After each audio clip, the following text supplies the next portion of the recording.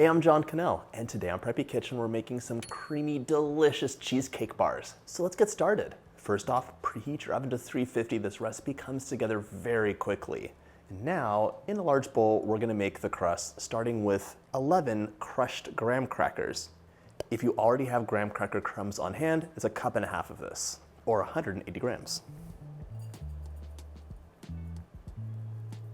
Perfect.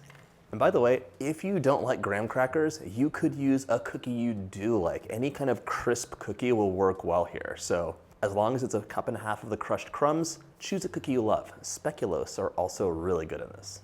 To sweeten things up, we're adding 3 tablespoons of light brown sugar. 1, 2, and 3. I love this recipe, by the way, because you get all the creaminess and the flavor of cheesecake, but the proportion is really nice. It's like the perfect serving, and it's a really foolproof recipe. So if you have any cheesecake anxiety, or if you don't have a spring-form pan, this recipe is for you. Our scale's done. Let's give this a quick whisk. Especially if your brown sugar is lumpy, you can break the lumps up with your clean fingers. Whisk it up.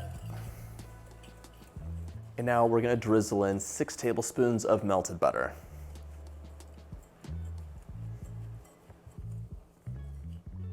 Feel free to grab a spatula to get all that melted butter out. Now just work it together until it's all like wet sand. Good. You know it's ready once it all looks like it's the same consistency, and you can press it together in your hand and it forms a clump. Our crust is ready. Let's grab our pan.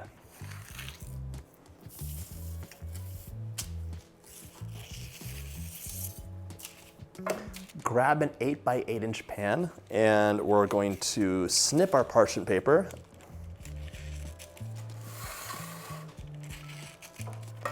Then we should be able to plop it in.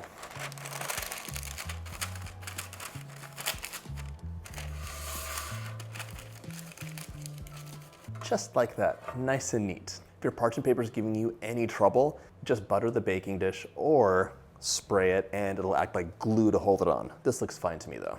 Dump the crust in, give it a shimmy. And you can use your hand to kind of distribute it out to get it started.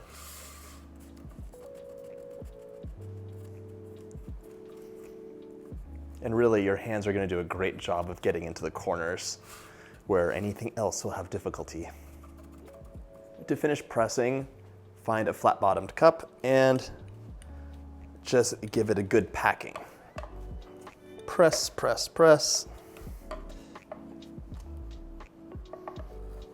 Don't worry about it coming up the sides, it's just the bottom that's getting a crust.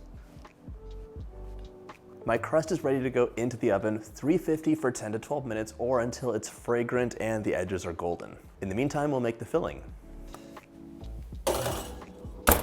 Now into a large bowl, I'm adding 2 8-ounce packages of room temperature cream cheese. That's 456 grams or so.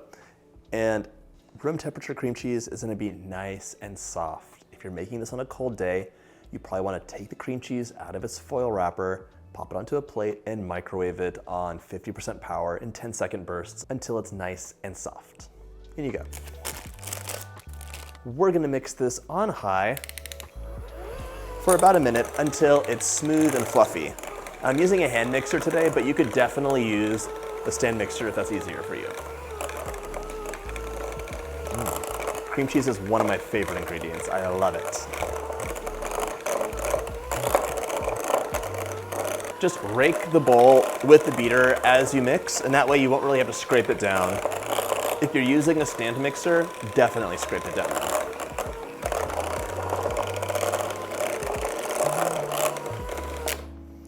This looks nice and fluffy now, so we're gonna add 2/3 cup of granulated sugar, and you will notice the texture completely change.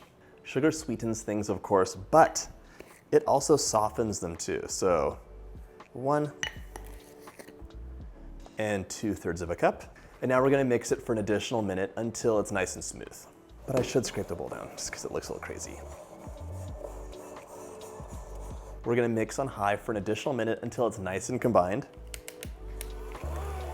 And by the way, if you like my videos, go ahead and hit that subscribe button. There's 2 new delicious recipes every single week. Already it looks so much silkier.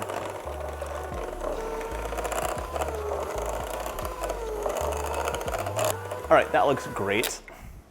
To lighten things up and give us a lovely depth of flavor with a bit of tanginess, I'm adding 1/3 cup of room temperature sour cream. This is my secret ingredient in any cheesecake recipe. Except for Basque cheesecake, that's different. 2 teaspoons of lemon juice will also give us a lovely little bit of lift. And our final flavor is 1 teaspoon of vanilla. Now we're gonna beat for 30 seconds on about medium until it's combined.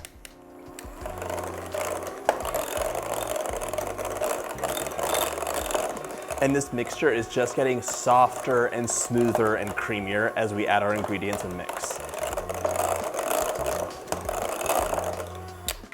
Now we're gonna add 3 large room temperature eggs in, one at a time. Egg number 1, we'll mix it in. And you've probably noticed I haven't been scraping the bowl down, and that's just because I've been doing a really careful job of raking the bowl with my mixer so that there isn't any unmixed nonsense on the bottom.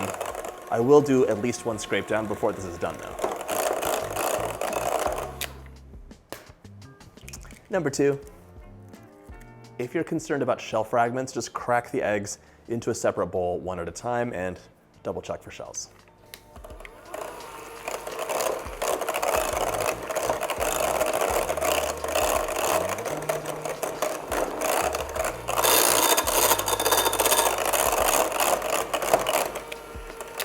Definitely time for a scrape down. And our last egg. Mix that in. The filling is beyond easy. There is no excuse not to make this recipe. It is gonna be such a delicious crowd pleaser. Beautiful, so silky and slack. My cheesecake filling is done. The crust is just about ready to come out of the oven, and it could chill for 45 minutes to really cool down. I think that you can just pop it into the fridge for 5 or 10 minutes and it'll be fine. You really just don't want it to be scalding hot because that'll kind of like change the texture of your cheesecake filling. So it should be more room temperature. My crust cooled appropriately, and as soon as it came out of the oven, I reduced the temperature to 325.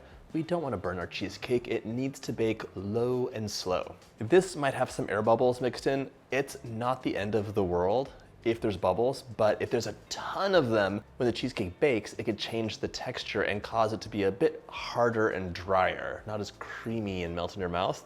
So pop a tea towel onto your counter and give it some taps.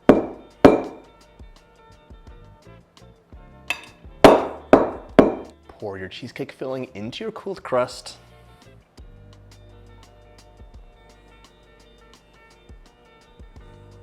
Let's get all that filling out of the bowl with your spatula. Don't want to waste. A little shimmy, a little tap. Our cheesecake is ready to go into the oven, 325 for 30 to 35 minutes, or until the edges are puffed and turning golden. You don't have to use a hot water bath for this because it bakes so much faster than a regular cheesecake. Another bonus of the recipe. In you go. Our cheesecake bakes quickly, but it needs to cool on a wire rack for 2 hours, and then you can pop it into the fridge for at least 4 hours to overnight so it sets really beautifully. Once chilled, remove from the pan. Get rid of that paper, it did its job. Give them a slice, garnish with whipped cream, caramel ganache, or fruit, and just like that, they're ready to enjoy.